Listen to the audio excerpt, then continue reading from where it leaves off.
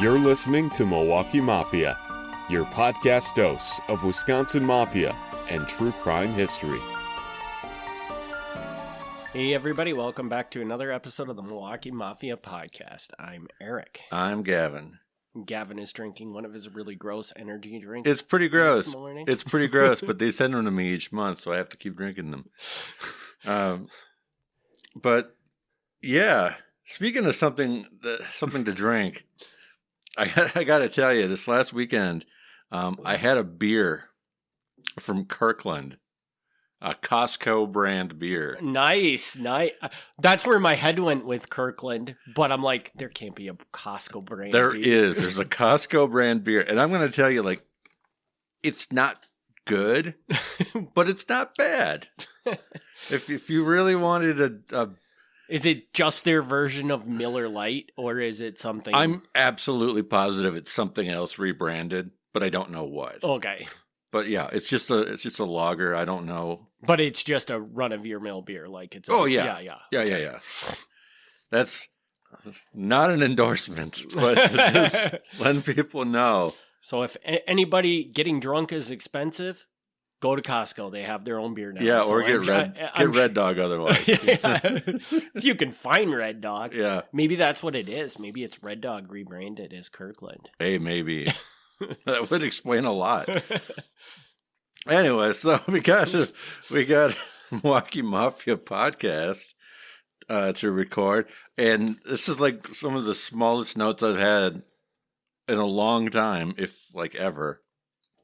And we're gonna finally conclude something on here. So we're going back to Balistrieri's tax case. Huh? We are. I don't know how you picked up on that so quickly. Well, I can see Frank's name as the first line of your notes. Oh, okay. I'm like, wow. So immediately my head is on Frank, and then you said we're going to finally finish something up, which we've had a long going thing of this tax trial. So yes, so I will tell you that this is not going to be the most exciting episode. And I know I'm supposed to be like, this is our best episode. and I think it's interesting. I think it is, and I think it's incredibly important. But it's a lot of just legal junk. So, fair warning, not a lot of sexiness in this. But if you're curious about how you can really manipulate the legal system, this is an episode for you. Which our downloads probably just doubled with you saying that. Yeah, so cool. So just a quick catching up here. Frank Balistrieri, the alleged head of the Mafia in Milwaukee. I like how you say alleged head of the Mafia in Milwaukee. Well, I mean, he is, but like whenever the newspapers printed it, they'd have to say alleged or reputed because they didn't want to get sued. He had been accused of evading $20,000 in taxes between 1959 and 1960. He ended up being convicted of that, but he continued to appeal his case. And again, I'm not going to rehash that. We've done a couple other episodes on this. But as you can see, that since the taxes were evaded in 1959 and 1960, and we're now up in 1970 in our timeline, he's been dragging this out. So by 1969, the case was appealed all the way up to the U.S. Supreme Court, with Balistrieri hoping to get the case tossed because of the FBI listening in on him with hidden microphones. Okay, I remember this, yeah. That's really his main thing he's leaning on to get this out. And just to get this summarized real quick, he's saying the FBI bugged him, and that led to him being called out on not paying his taxes. And the government saying, yes, we did that. They admit that they illegally bugged him. They admit that. But they're like, the FBI at no point shared what they learned with the IRS. The IRS independently came up with their case. Mm-hmm. And as near as I can tell, the government, although they did do something very illegal here, they're being truthful. I don't think that the IRS case is in any way built on the FBI here. Right. So, So we're appealed up to the U.S. Supreme Court. The government files their brief with the Supreme Court. They acknowledge that they put bugs in Balistrieri's office. They put bugs in Dominic Frinzi's office, the attorney's office. They said the bug in Frinzi's office was planted because of his association with prominent Milwaukee hoodlums and in an effort to develop information bearing on a gangland murder. They did not name the murder, but it's Tony Biernat, 1963 Kenosha murder. What I find interesting is, so they bugged Dominic Frinzi's office. Mm-hmm. Now, I guess it's illegal. It's illegal, right? So it's illegal to bug anybody at this point in time? At this point in time, it's illegal to bug anybody. But if it were if something could be double illegal, it would be this. Yeah, because bugging an attorney's office is a little... I mean, I think that takes that to the next level. Yeah, yes. Yeah, it's a bold move. Mm-hmm. Frinzi told the press that he was shocked at the false allegations of the government, which I am supposed to respect.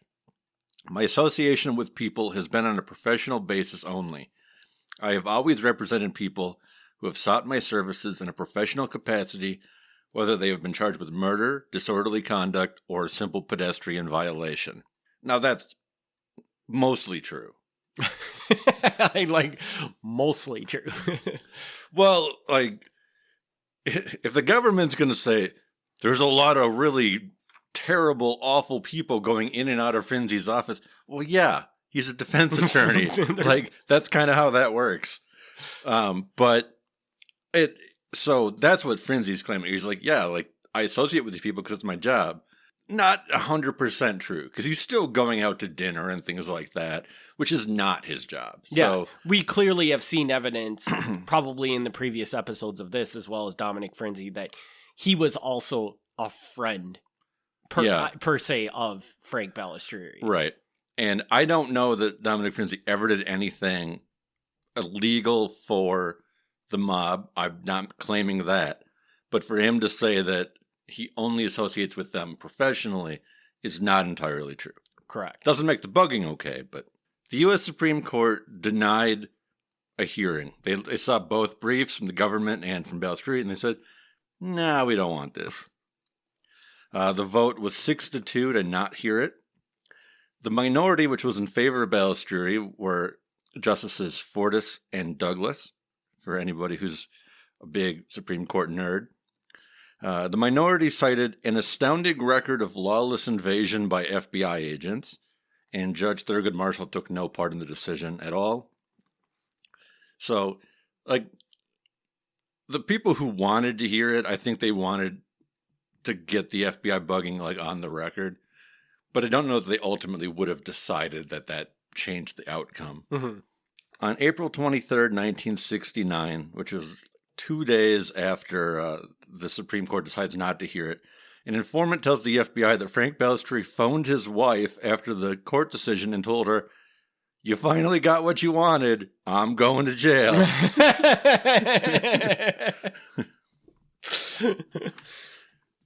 So, nice. Shortly after the Supreme Court rejects it, Frank becomes aware that he was actually picked up on yet another bug, this time in Chicago. And he has attorney Edward Bennett Williams notify the U.S. Supreme Court, and he wanted a rehearing. He goes, "Well, now I've got new evidence. I want to get back to the Supreme Court again." The court asked Solicitor General Edwin Griswold for a response, and he acknowledged that the bug in Chicago did exist. And then the court did not want to hear it, but the court granted that the case should be reheard on a lower level.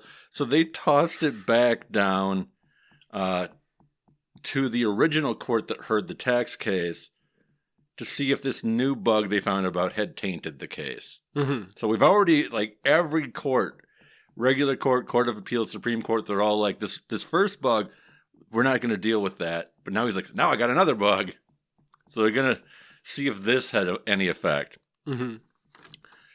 Side note, attorney Edward Bennett Williams he'll come up like in mob circles. Like he's a Washington, D.C.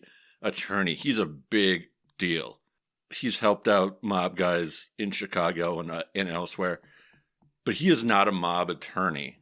Like I want to make that distinction. He's an attorney who helps the mob, but he is not a mob attorney.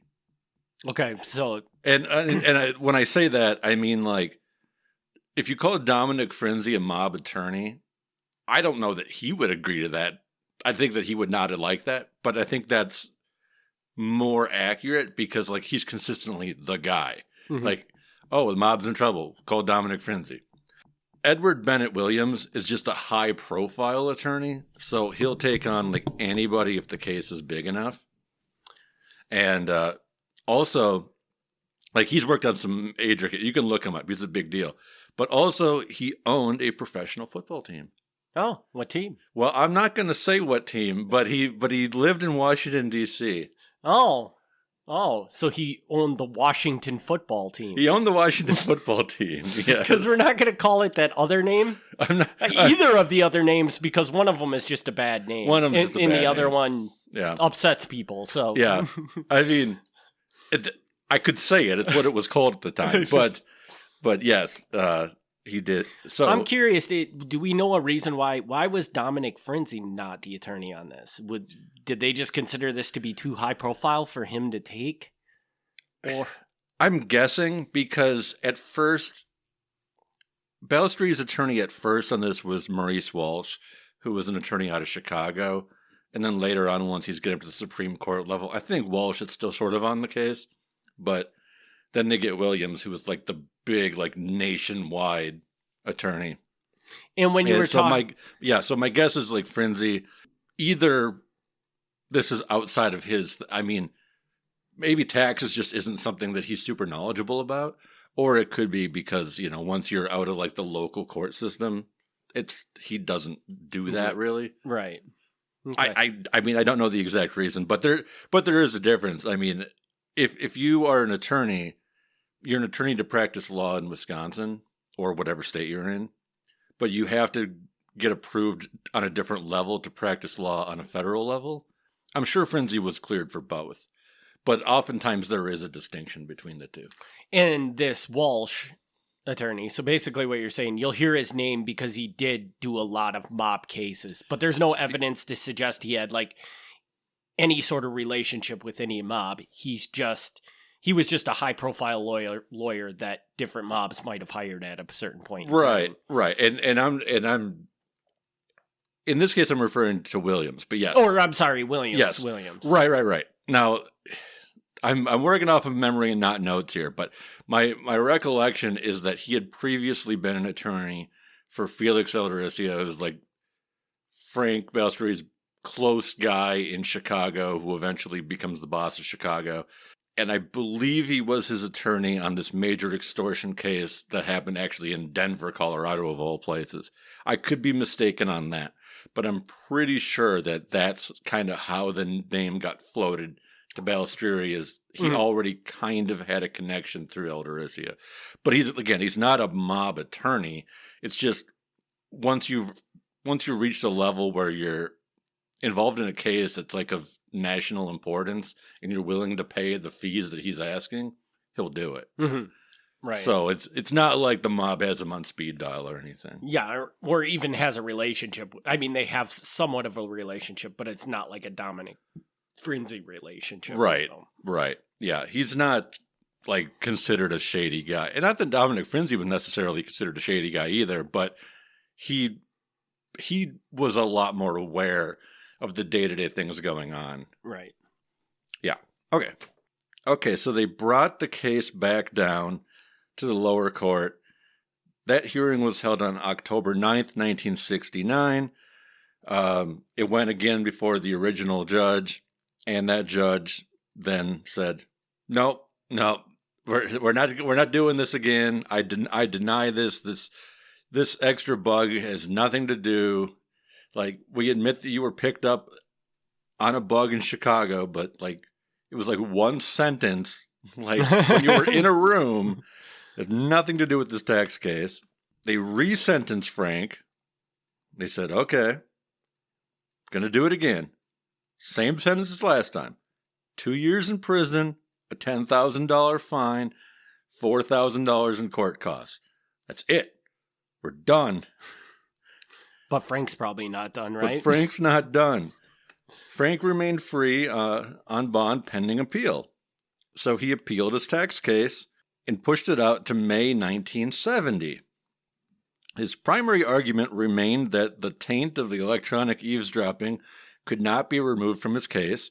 He also argued that the government had hid evidence because that bug in Chicago, they didn't mention that the first time. Mm-hmm. And that's a slightly different argument. Like, so now he's not arguing that the bug was what got him in trouble. Now he's arguing we went through the whole court case and you never revealed it, which that is a serious violation. Mm-hmm. Like, that's what's called a Brady violation, which is where the courts tell you that, like, if you're the prosecution, you have to give everything to the defense, you know, because the defense has the right to know everything that the prosecution is going to throw at them. That's just how it works. But could they prove that the prosecution even knew about the bug? I think that is the hard sell here. So the government filed their reply to that in July 1970. They pointed out again that nothing obtained from the bugs was used at the tax trial. Nothing. It had no effect on the case, and the outcome would have been no different. And yeah, the idea is, yes, you were picked up on a bug in Chicago, but like, that's nothing to do with this. So they're saying, you know, it's not a Brady violation. Like, we don't have to turn over everything we've ever collected on you. Like, that's not relevant to this case. Mm-hmm. That's like, and I think that's a strong argument. Well, I mean, that's the correct argument. Yeah, we don't know what was exactly, unless maybe you do know what was exactly said on the bug. But I think you said it was literally. I don't have it in front of me, but it was nothing of any relevance. Yeah, so I mean, then there is no reason why they have to disclose that. Yeah, I don't even think you said anything remotely interesting. It was more like, how's the weather? You know, just something really random.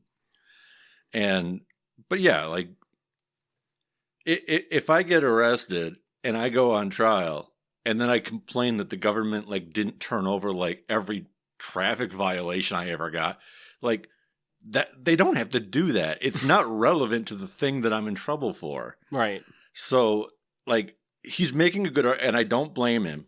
Like, if you want to win your case, it makes sense to do as many things as you can and appeal as many times as you can.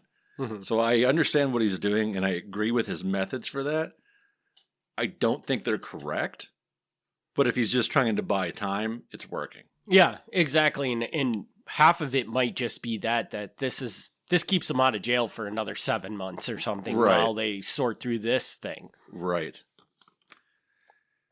An informant spoke with Frank Balestrieri on August 5th, 1970 about his tax case. Balestrieri told the informant that sooner or later he was going away, meaning prison. When asked what he would do about it, he said that he would hold a turnout, which was a meeting of all made members in Milwaukee. I am not familiar with the term turnout. I tried to find it. Somebody who's more knowledgeable about this sort of stuff, someone who understands Italian better, let me know. Turno is clearly some kind of Italian term for meeting. I'm not familiar with it. But anyway, he says he's going to have a meeting. Rumors came from Chicago that Balestrieri was going to be replaced by Joseph Caminiti, who was kind of like the next in line. But a local Milwaukee informant said that Caminiti would turn that job down if offered. One, because he was an older guy. And two, because he was a high-ranking member of the local Teamsters Union, and he wouldn't want that. Like, he'd rather be the Teamsters Union guy and not the Teamsters Union guy who's always being followed around for mob connections. I think we talked about this a little bit in one of the previous episodes, where it wouldn't make sense to make him mob boss, because now you're just putting a big sign on the back of him, which could jeopardize the good thing they had going with him being part of the Teamsters Union. Yeah, Joseph Caminiti is very he's an interesting character in that he's very high ranking. He's either second or third in line in the mob. Like, he's pretty high up, but he very rarely comes up in the conversation. He's really good at being important, but never really being around. And would he, because I thinking way back to when you did like the structure of the Mafia, would he fall under, like they had the old school advisor people for Frank Balistrieri? Is that basically what he would fall in the category of? Yeah, so there's different versions. Like, sometimes they'd do updates in the files, and they'd sort of draw the chart out, or they'd write it out. He would either be in the advisor spot, which is called consigliere, and or he'd be in the underboss spot. And it's sort of fluid because Milwaukee's structure is not as rigid as other places' structures. So they weren't entirely sure where he was, but he was definitely somebody who was like on the high end, very respected, somebody who Balistrieri would not have reamed out. Like, he would have actually talked to him respectfully. Mm-hmm. So what's an underboss? Is that kind of like... Underboss is like vice president. Okay, so like basically second in charge. Yeah, and most of the time that is identified as Steve DeSalvo, which I would agree that that's probably the more likely one. Because underboss is kind of like the buffer, where the boss is very, very close to the underboss, tells them, what they want done, and the underboss kind of goes out and makes sure it gets done. Mm-hmm. And this like insulates the boss, and in this case Frank, of course, and doesn't have to be the one who's going around to all the bookies and being like, hey, these are the new rules. Because even though everybody knows that he's getting a cut from the bookies, from a legal standpoint, it looks a whole lot worse if he's actually going to all these places and telling them that. It's protecting him, basically. So, because Steve DeSalvo's job seems primarily to be the guy who passes on the messages to all the lower people, it makes more sense that he would be in that underboss role. But again, Milwaukee is not as rigid as far as how that goes, because in the early days, like pre-Balistrieri years, they followed more of a traditional structure. Post-Balistrieri becoming boss really doesn't follow that structure very well. A lot of people hate him for that, because they're supposed to have regular meetings, and he just doesn't. He very rarely gets any of the lower members involved. He very rarely gets the old timers involved, the people who are essentially retired but still are supposed to be respected because they did their time. So he just, we've talked about this numerous times, but he more or less makes it his organization rather than just the way you describe that, it really does play into the fact that, and I think we've talked about this before, where it didn't seem like Frank Balistrieri was ever about the Mafia. He was about himself, and he was just leveraging the Mafia to get the things he wanted. That is my position. Yeah. And the way you describe that sounds like exactly what he's going for. Yeah. Yeah, it was like, when they did the charts, like, they did it, they said, okay, here's the boss, here's the underboss, here's the capos, which are the captains of the different groups, here's the guys who report to the captains. Like, they were still able to kind of draw those charts, but it seemed much less formal in how they actually operated. Yeah, and maybe based on the chart, this guy would have this job, but it actually just happened to be that it fell upon this guy. Yeah. For whatever reason. Okay, so he's appealed this because now he's been resentenced. So he's been sentenced again. He appeals that. He's like, no, you can't deny this new bug is a bad thing.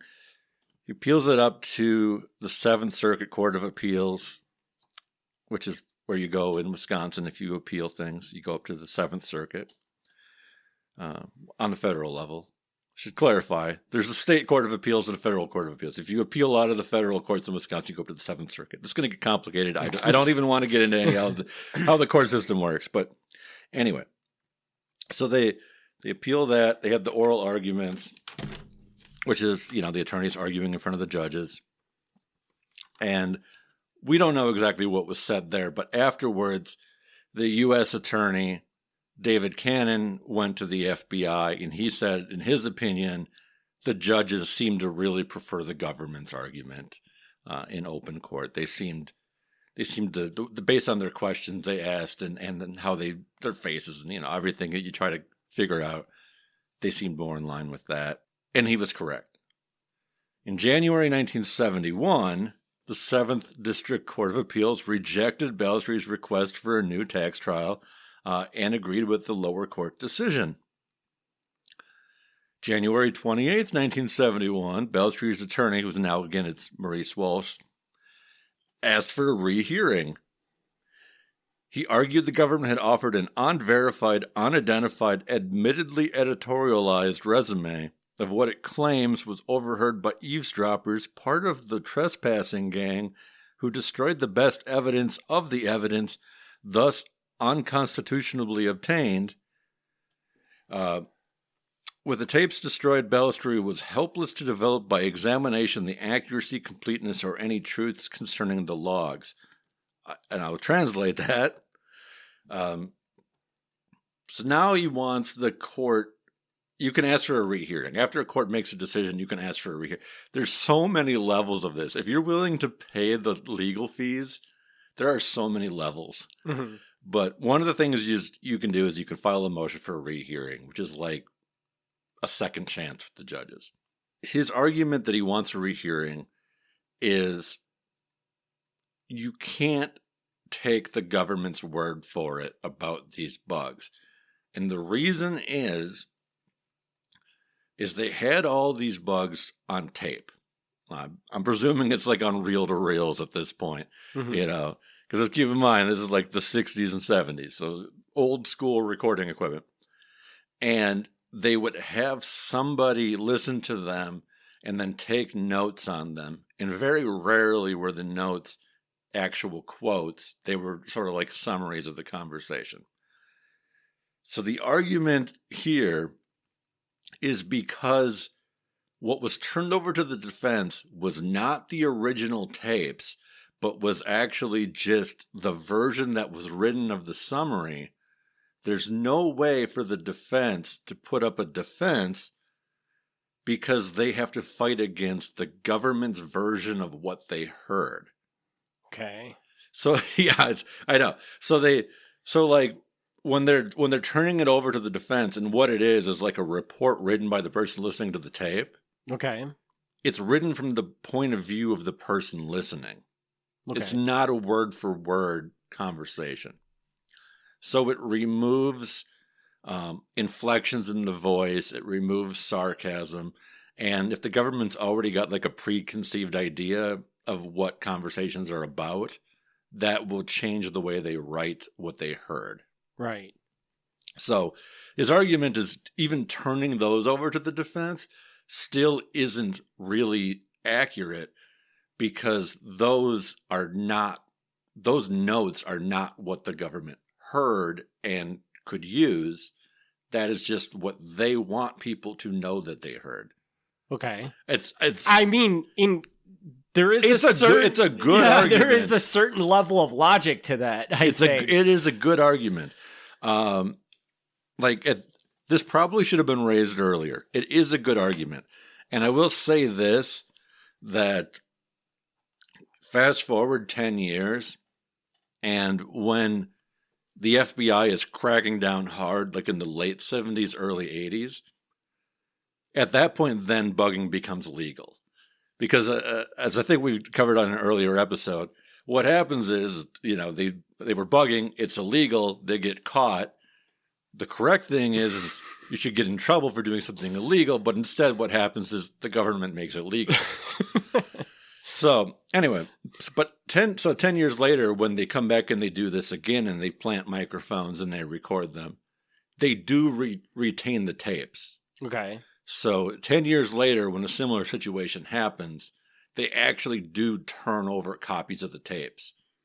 So, so I don't know if that's them learning from this, but it is a good argument. It's a really good argument, actually. I'm going to assume, though, that it does not work. It does not work. Yeah. It does not work. They just say no. Yes. The court denied the rehearing. They said no. We've now stretched out to February 1971, and the Court of Appeals says, okay, this is it. We heard it.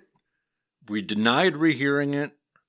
The only thing left for you is to appeal to the Supreme Court. It was wrong for us to deny your rehearing. That's the only thing you got left.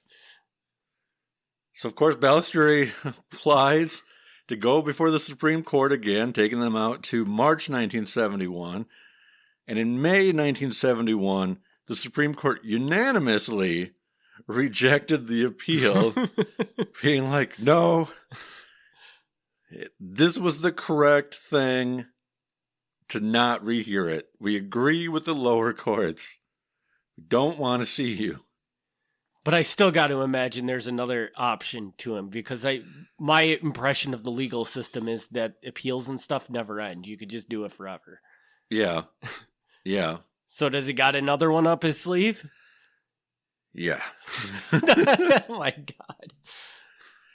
Okay, so the U.S. attorney in the case, David Cannon, speaks with the Milwaukee FBI, and the FBI really, again, has nothing to do with this. It's an IRS case, but they still want to keep aware of what's going on, since it is their hidden microphones that are kind of involved. Mm-hmm. He speaks with them, and he tells them at this point, he goes, at this point, Balestrieri's going to prison. He goes, there's really no way out of this. He goes, what Balestrieri could do is he could file a motion to reduce the sentence, but he's not going to get any more court hearings. It's just not going to happen. He's exhausted every possible thing. So he goes, don't worry, FBI. This is it. This is the end. May 21st, 1971, Balestrieri's attorney files a motion to reduce the sentence. He does the one last thing. So again, U.S. Attorney David Cannon, I don't really know much about that guy, but he seems to know what's going on. He's like, okay, I thought about it, every possible legal thing that he could do, and he does the one legal thing he thinks he could do. So he gets it. He gets the game. So they file a motion to reduce the sentence on the basis that their client is not in good enough health to go to prison. Okay. At this point, Balestrieri is 53 years old. Okay. Which, me now in my mid-40s, that doesn't sound that old. Mm-hmm. With the motion, they had multiple affidavits from his doctor. One from December 1969 said Balestrieri suffered from 8 things: ischemic heart disease, diabetes, chest pains, hepatic dysfunction, hiatus hernia, diverticula of descending colon, wow, degenerative arthritis of the cervical spine at vertebrae C5 and C6, and bronchial asthma. Okay. I'm sure I botched some of that, but all right.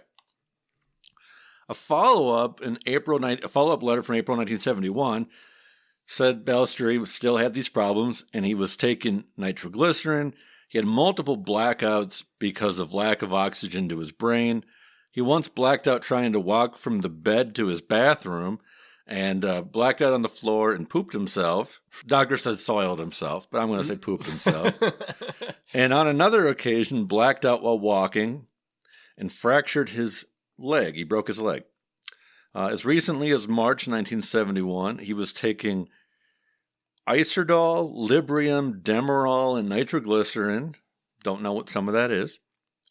The doctor recommended against prison, saying that this could only make him worse and might lead to him having a heart attack. They also said it's in the government's best interest not to put Balestrieri in prison because it would be a burden on the prison system because he had so many physical and emotional needs. A second doctor, Dr. Louis Kagan from the Milwaukee Orthopedic Group, said Balestrie's fracture could take 4 to 6 months to heal. He would heal slowly because he had considerable osteoporosis. I'm going to make some editorial here. And I apologize to anybody for this, but I'm going to say this is a bunch of crap. Okay. I'm not saying that the medical stuff is crap. The medical stuff, I'm sure, is real. I don't think they got doctors to lie. Okay. I think it's crap to use it as an argument to not go to prison. Because I think anybody who's 50 or older, if you wanted to, you could probably make a list of medical conditions and prescriptions they're on. I think there would be very few people who did not have something. I'll agree with you, but if it is true that he, like, what did you say, broke like his ankle or something like that? Yeah, he broke his leg just above his ankle. That's a little extreme. Yeah. And if you're just saying like he's got to be on these drugs for whatever reason, that's one thing, because they have a doctor in a prison that can give him his drugs. Sure. But if literally like he's going to just stand up to come out of his cell and break his ankle for some reason because he has a medical condition, I think that's a different story. Okay. You know? Well, that's fair. But did he break his ankle for this appeal? You know, like his ankle really was broken. That's true. But whether he blacked out and broke it, I don't know. Yeah. Okay. I mean, yes, I see what you're saying. I can definitely see it both ways. It's just, I find it like and this sounds really bad. This definitely sounds really bad. But like, it's a weird argument. Because it's one thing when like a guy is like 85 years old and they're like, we should probably parole him because we want him to get home to his family and a medical doctor before he passes. I get that. That's a nice thing to do for a guy, is let him pass at home and not in prison. But like, if anybody with a medical condition can't go to prison, that's going to keep a lot of people out of prison. Yeah. And I think you're thinking any medical condition, but I'm thinking they really jazzed up these medical conditions to make them sound a lot worse than, I don't know if they're worse than they are or if that's exactly what he had. But I mean, if he's literally struggling to walk and stuff like that, there is definite concern there. Because they don't have the resources to guide him around the prison and stuff like that. Yeah. I mean, it's just, it's weird. He's got arthritis in his spine. He has that because he got in a car accident. He has a hiatal hernia. Now, I will tell you, I have a hiatal hernia. It's not fun, but it doesn't keep me from doing anything. It's not something that's going to stop you from living your life. So like, some of this just seems like we're going to list everything we can. Right. And that's what they're going to do. They're going to try and make it sound as bad as humanly possible. Yeah. You know? So I don't know. I mean, I just feel like it's a bit of a stretch, but fair enough, whatever. So they file for a motion to reduce sentence based on this. It goes before the judge. The judge, I don't know if the judge feels sympathy with him or is just sick of this, but the judge does actually reduce the sentence. It had previously had been 2-year sentence and a $10,000 fine. He reduced it down to the minimum, which is 1 year and 1 day in prison, and he kept the $10,000 fine. So that one worked? That one worked. And But I almost wonder if that worked, because they just looked at it and said, if we deny this, he has like 3 more appeals to come back and do this again. So he's like, we're just going to give him the less sentence so we can get this off of the table and get it done with, you know? So his defense attorney Walsh went to the newspapers and argued that this case had financially destroyed Balestrieri, but whatever the case may be, he was finally convicted and the conviction stuck. And by the end of June 1971, he entered the federal prison. It took them 10 years to do it, but they got him to get a year in prison. And that's just comical. It's like you spend 10 years on this and you get 1 year of him off the streets before he's back out and doing whatever. Yeah. No, I've been thinking about this episode a lot, about my thoughts on it, and I'm not sure that I have come to a conclusion, but I see this whole thing, this many-year court battle, as what you would call like a war of attrition. And a war of attrition, if that's like a weird term for people, is like neither side is going to win, but they're just going to beat the other down as hard as they can. Mm-hmm. And that's how I see this, because I don't feel that the government won on this. The government spent all these years, probably millions of dollars, to prosecute this. And from a taxpayer point of view, this was a bad investment, because there's no way that what they spent prosecuting this justifies the $10,000 fine and 1 year in prison. There's no way. So I'll agree with you to an extent, mm-hmm. but I'm going to flip the argument a little bit different and just say, and I guess we don't know, mm-hmm. but if this trial did really, really put a hit on Balistrieri's finances, mm-hmm. that might be a huge, huge thing for them. Well, that was the other half of my statement. You got ahead of me. Because I mean, we don't know how much he actually spent on this trial and stuff like that. But if it really did like put him almost to the point of bankruptcy, then I think I would go with the government won. Yeah. You got ahead of me there, because that's what I'm saying. Like, that's why I don't know how to come down on this, is because it looks to me on the surface that the government got the bad end of the deal here, because Balistrieri was successful in stretching this out for a long time, making them spend a lot of time and money to get him. He successfully embarrassed the heck out of the FBI in the process. Also, alongside this, I don't know if we're going to do an episode on this or not, but like halfway through the tax case, he also files a lawsuit against the FBI for the trespassing and the wiretapping. I think we talked about this a little bit on a previous episode, mate, on one of the previous segments of this. It's possible. And we may talk about what happens with that lawsuit, or we may not. It's honestly not that big of a deal in the grand scheme of things.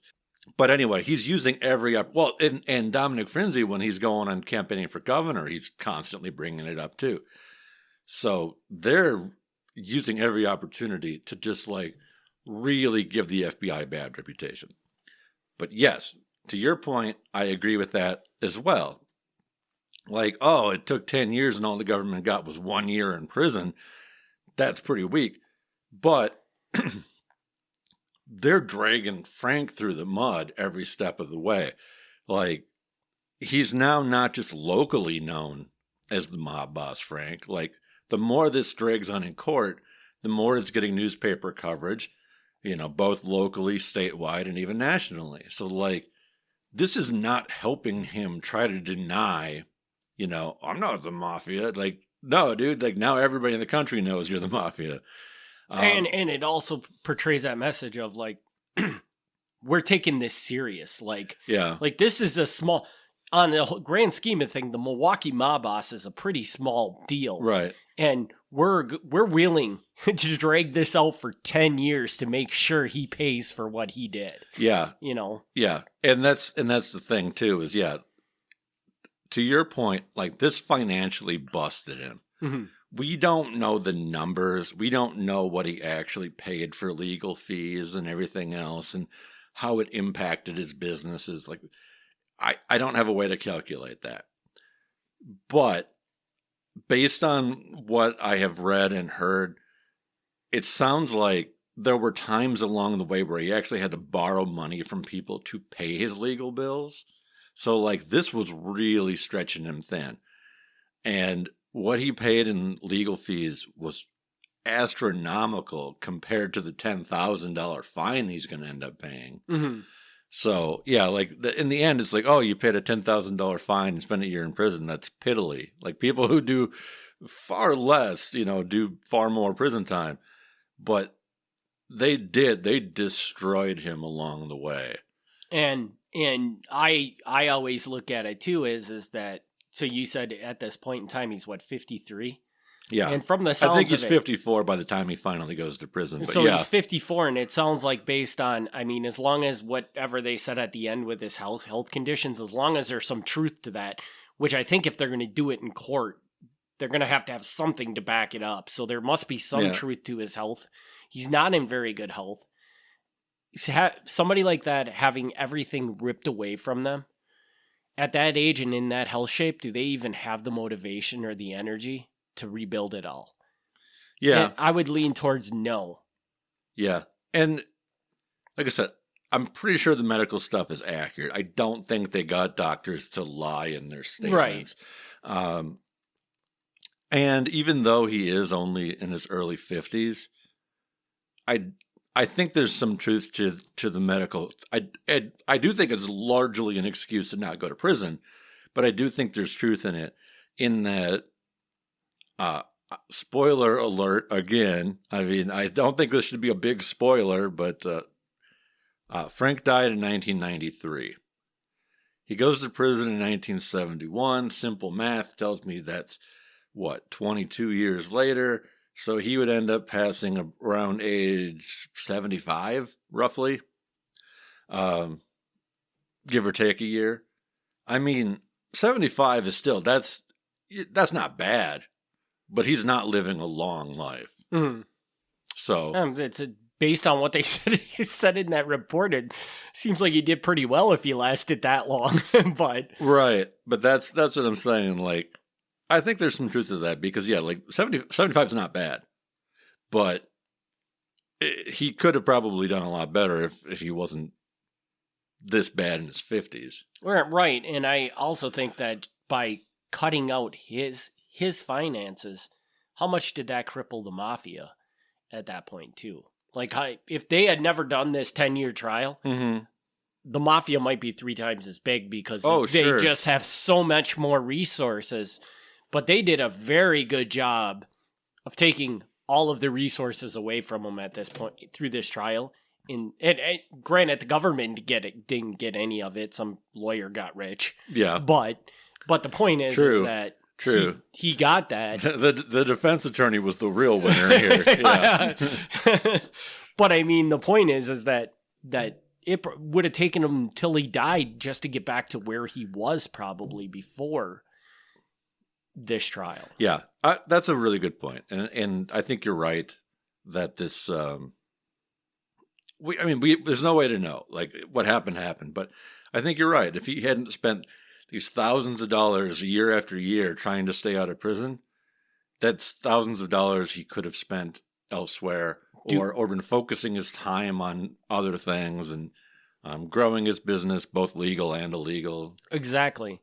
And like you said, even I believe in the previous episode, you said that, I mean, while all of this is going on, Frank is so distracted with this, that he's not dealing with anything with the mafia and stuff like that. So how much of that was just a cripple in upon itself as well? That's true. This really is kind of like the big thing in his life, as it should be.